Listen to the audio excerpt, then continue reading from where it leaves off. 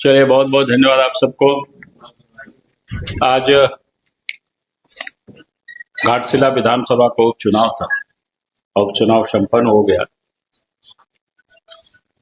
अभी तक अधिकृत रूप से तो आंकड़ा इलेक्शन कमीशन जारी करेगी ही, लेकिन अपने को जो जानकारी मिली है कि लगभग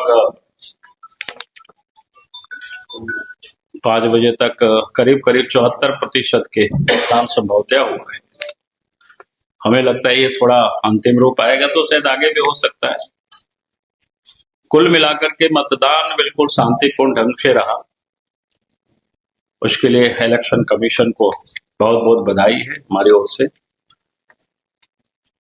क्योंकि जिस प्रकार से अंदेशा थे ये लोग गड़बड़ करेंगे, लेकिन हमारे भी कार्यकर्ता हर बूथों पर चुनाव के दिन डटे रहे। सवेरे से हम सब लोगों ने उसके भी मॉनिटरिंग करते रहे कि भाई सभी पोलिंग बूथों पर हमारे वर्कर है कि नहीं है। तो सवेरे से लोग डटे रहे और उन लोगों को प्रशासन तंत्र के द्वारा कहीं कहीं डराने धमकाने की भी कोशिश किया। उसमें से एक जानकारी मिली है, ढालभूमगढ़ थाना में एक कोई जम्बानी करके पंचायत है, वहां पर बूथ था। उसमें से हमारे एक दसमत टुड्डू को वहां दिन भर से लटका करके रखा है। अभी तक की जानकारी मिला था वो छोड़े नहीं थे। तो इससे ही अंदाज होता है कि भाई वो दहशत में है। जो सत्ताधारी दल है उनको लगता है कि हम चुनाव हार रहे हैं, और तभी उस प्रकार से, क्योंकि उन सारे जो क्षेत्रों में जहां उस लड़के को पकड़ा गया बिठाया गया उस क्षेत्र के है कि वो हमारे लिए पहले बहुत अनुकूलता नहीं थी, लेकिन आज जेएमएम के अंदर उसकी एक दहशत थी और प्रशासन तंत्र का दुरुपयोग करते हुए एक प्रकार से उसको बिठाया है। तो कुल मिलाकर के मैं कह सकता हूं कि पूरे घाटशिला विधानसभा क्षेत्र में जो उपचुनाव था वो शांतिपूर्ण रहा, और हमारे भी सभी कार्यकर्ताओं ने बड़ी मेहनत की, और उन कार्यकर्ताओं को भी बहुत बहुत बधाई देता हूं। अब हम सब लोग फिर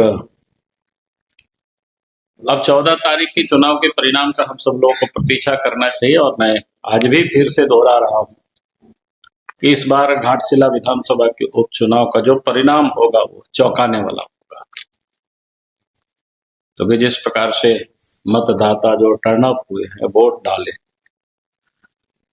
तो ये बिल्कुल साफ है कि इस बार एनडीए गठबंधन की और बीजेपी की जीत बता रही। चलो, बहुत बहुत धन्यवाद इस विषय पर। और बताइए, हर कभी मतदान लगभग 70% की ओर लगता है कि पहुंच जाएगा। 68% तो शायद दे रहा था 5 बजे तक का, बाकी आएगा। और बिहार में भी जो प्रथम फेज में भी जिस प्रकार से मतदान हुआ है और दिन भर में जैसे दिखा रहा था, तो बिल्कुल अच्छे संकेत है। एक तो वोटर टर्न अप हो रहे हैं, काफी वोट डाल रहे हैं, उत्साह में डाल रहे हैं, तो निश्चित रूप से बिहार में फिर से एनडीए गठबंधन की सरकार बनने जा रही। ठीक है कि अभी आप सब लोगों ने देखा जो कल दिल्ली में जो घटनाएं, वो कोई सामान्य घटना नहीं है और अचानक घटना घटी ऐसा नहीं है, बल्कि आतंकवादियों की जो एक नए रास्ता, नए तरीका लोगों ने अपनाया है। और आप सबको ध्यान में होगा 2024 का वो दिन भी याद होगा, अगस्त, शायद 22 या 23 अगस्त का दिन। दिल्ली के एटीएस टीम ने झारखंड में आकर के डॉक्टर्स क्या इश्ताक अहमद करके डॉक्टर्स की गिरफ्तारी करके ले गया, क्योंकि उनका तार अलकायदा से जुड़ा हुआ था। यानी दिन में इलाज करते थे और रात में अलकायदा के लिए वो काम करते थे। कहने का अर्थ है कि दिल्ली ही नहीं, यूपी ही नहीं, या गुजरात ही नहीं बल्कि झारखंड भी उसे अछूता नहीं। और उसके बाद झारखंड में भी कई एक आतंकियों को पकड़ा है। उससे पहले भी कई एक बड़ी बड़ी घटनाएं हुई है। और ये लड़का तो संभवतः शायद रिम्स से ही पढ़े लिखे थे और रिम्स के पास से उसको कहीं पे उठाए। तो आप समझ सकते हो आतंकवादियों ने किस प्रकार से देश के हर हिस्सों में अपनी नेटवर्क फैला करके रखा है। अब देश के सिपाहियों पर नाज है कि लोगों ने काफी बड़ी घटना होने से पहले ही जिस प्रकार से यानी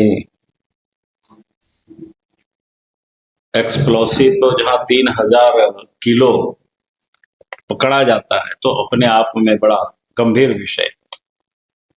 डॉक्टरों की गाड़ी में अगर AK-47 मिलता है तो ये चिंता का विषय सभी देशवासियों के लिए और खास करके तो झारखंड के लिए भी, क्योंकि झारखंड में इतनी बड़ी घटना होने के बाद भी आपने देखा होगा कि झारखंड सरकार ने कभी भी इस पर एक बयान तक भी नहीं दिया। तो इससे आप सोच सकते हो कि क्या हालत है। तो मुझे लगा कि इस विषय को भी मैं आपके सामने जरूर लाऊं और खाली आपको मैंने स्मरण कराया कि आज जो घटना हम लोग दिल्ली में देख रहे हैं, कहीं भी इस प्रकार की घटना करने की एक नए उसमें से पढ़े लिखे लोगों का और खास करके जो वहां 4-5 डॉक्टर्सों का नाम आया और यहाँ पहले ही एक डॉक्टर 2024 में 22 या 23 अगस्त को ही पकड़े गए और फिर दिल्ली के पुलिस और उनको यहाँ से उठा करके ले गए। ये हम सबको संज्ञान में है और फिर से याद काल में दिला रहा हूँ। बहुत बहुत धन्यवाद।